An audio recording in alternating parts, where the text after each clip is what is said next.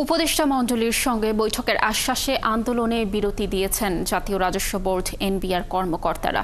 বিকেলে রাজধানীর আগারগাঁওয়ে রাজস্ব ভবনে সংবাদ সম্মেলনে তারা বলেন, আলোচনার ভিত্তিতে পরবর্তী কর্মসূচি নির্ধারণ করা হবে।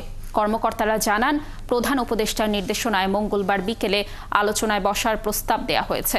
বৈঠকে অর্থ উপদেষ্টা ছাড়াও একাধিক উপদেষ্টা অংশ নেবেন, আর আন্দোলনকারীদের পক্ষে একটি প্রতিনিধি দল অংশ নেবে। সংবাদ সম্মেলনে আবারও এনবিআর পৃথকীকরণ অধ্যাদেশ বাতিলের দাবি জানান তারা। একই দাবিতে প্রায় 2 সপ্তাহ ধরে আন্দোলন করছেন এনবিআর কর্মকর্তারা। 5 কার্যদিবস কলম বিরতি পালন করেন তারা। অচলাবস্থা নিরসনে গতকাল আলোচনার প্রস্তাব দেয় অর্থ উপদেষ্টার কার্যালয়।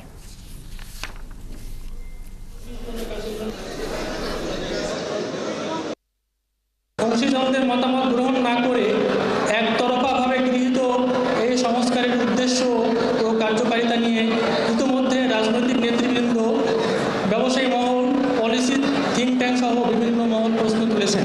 আপনি যদি আমাকে মিনিস্ট্রি বা ডিভিশন বানিয়ে ফেলেন তাহলে কি হবে? আমি সরাসরি একটা পলিটিক্যাল অ্যাফিলিয়েশন এবং উইলের আন্ডারে চলে যাব। আমার স্বাধীনভাবে কাজ করার ক্ষমতা খর্ব হবে। আমরা আলোচনার জন্য প্রস্তুত এবং আমাদের একটি প্রতিনিধি দল সে আলোচনায় অংশগ্রহণ করবে বলে আমরা সিদ্ধান্ত নিয়েছি। এই আলোচনার আহ্বানের প্রেক্ষিতে এনবিআর সংস্কার ঐক্য পরিষদের কর্মসূচি আগামীকাল সাময়িক বিরতি থাকবে।